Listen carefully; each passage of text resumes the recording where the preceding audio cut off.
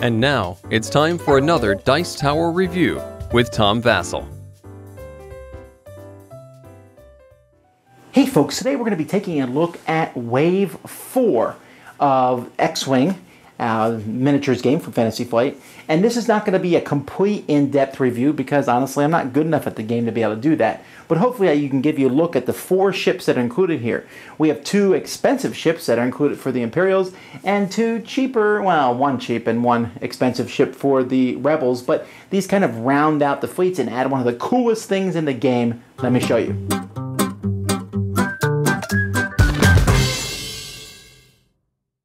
The first thing we're going to do is look at the models themselves. To me, the TIE Defender is possibly the coolest model in the game at this point. I really like the look of it. I like the triangular look of that ship. The TIE Phantom also has a very cool look to it. Has that very streamlined look to it. You know, for all people love about the X-Wings and Y-Wings and all that, I've always thought the TIE grouping just had better looking ships, although fragile.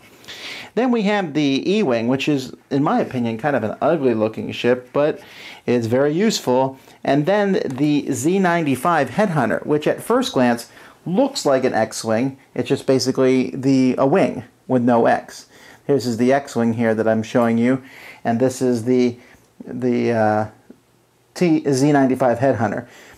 But the cool thing about the Z95 Headhunter is how cheap it is. See what I mean here? This 12 cost is really inexpensive.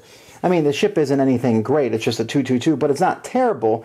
And it allows you, if you want to get a lot of these Z95s, to bring in a kind of a swarm.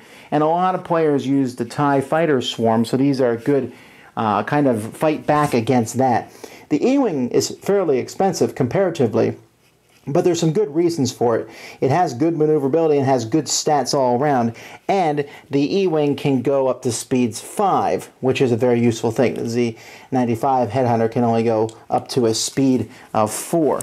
And so the E-Wing is kind of as maneuverable. I mean, it has both a 3 loop and a 4 loop, so it's very maneuverable, and it's a little bit more powerful than an A-Wing. If you compare the A-Wing numbers to it, you'll see the A-Wing has a smaller gun and has 1 less shield than the E-Wing does. The A-Wing, I would say, is probably slightly more maneuverable, but it still is cool to have an E-Wing in combat. It gives you kind of a halfway between an A-Wing and an X-Wing.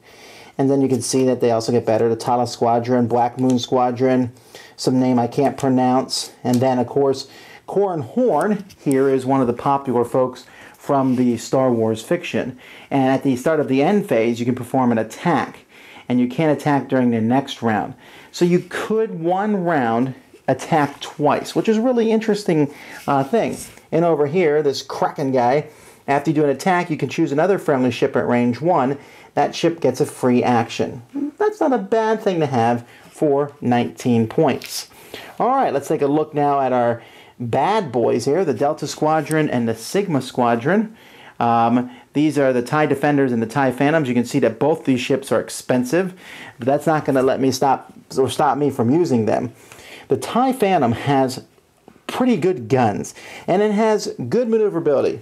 Or, let me scratch that. It has the best maneuverability of any ship in the game, and we'll talk a little bit about that in a minute. The TIE Defender has just straight 3 stats down it, but that's not a bad thing for a TIE Fighter, especially with those stats. And you can see how they just get better and better. I like how this one is called Echo, and when you decloak, you can... Echo is just great. When you decloak, you can use the curved 2 templates instead of the forward 2 template. I'll show you cloaking in a second. The Whisper and the Defender, I like the Defender a lot, 37 points, but when you take an attack that deals at least 1 damage card to Defender, you can spend a Focus Token to flip those cards face up. All right, well, we're going to get to cloaking in a moment. Before we get to cloaking, let me just show you some of the things in here. First of all, you have an advanced cloaking device, which lets you use cloaking as a free action, but there's also Ion Pulse Missiles, Outmaneuver, Predator, munitions failsafe, an ion cannon, a fire control system, tactician, recon specialist, all sorts of different things. A new astromech, an R7, R7T1, outmaneuver. I like wingmen here at the start of the combat phase. You can take a stress token from another friendly ship at range 1. So you can let someone else make that tough maneuver, and then you take the stress token off of them. But let's take a look at cloaking. So here's how cloaking works. When your ship is moving, you can cloak it as your action. And you put a cloaking token next to it. When you put a cloaking token next to you, you cannot fire. But you also have +2 attitude maneuver. It's hard to shoot you. Now before you uncloak, and you can decloak, you can spend this before you show your dial. When you decloak, you take this 2 thing, and you can either do a barrel roll, which lets you move sideways like that, or you can do a barrel roll the other way, or you can move forward. Once you do that, let's say you move over here, then you reveal your action. So maybe my action was a 3 curve, and I'm over like this, which is probably quite a bit of a different place than you might have been if you had gone straight forward. You see how this allows you to do some maneuvering with this that you couldn't do before. And that really awesome echo guy, instead of using the 2 straight, it lets you do the 2 curves. So before you reveal, you can do a barrel roll like this, or a barrel roll like this, or a barrel roll like this, or a barrel roll like this, or a forward maneuver like this, or a forward maneuver like this. And then once you do that, you can then do another thing. So you're basically hiding where you're at. You could be anywhere within 2 of where you're at. Such an awesome thing, and I guarantee you're going to see a lot of this used in games. As soon as the expansion was released, I already saw people using TIE Phantoms, even in tournament games. Now, I don't know how repeated tournament play has shown up in this because I don't follow that scene as much, but I knew this would be exciting. This is just fun to play with. When I'm building a thing, and I'm like, I'll take a TIE Phantom. Why not? It's fun because of the complete crazy maneuverability it has. And the whole cloaking thing is fun. That's why a lot of people like the Star Trek one. The TIE Defender is a ship that, again, looks cool and kind of is another thing that rounds it out when you're sitting there and go, I want a TIE Interceptor, or maybe take a couple TIE Defenders. And then, of course, some cool cards at it. For the Rebels, like I said, the Headhunter adds that cheap ship. You want to throw 3 of those in there to give you kind of a swarm, maybe especially when you're using the big Corellian Corvette or the transport ships to give them something to defend.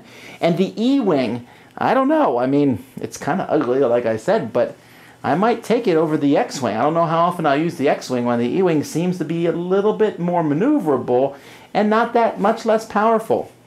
I still like my A-Wing, though, the best. But still, these are 4 very solid ships. It's good to see this line continuing.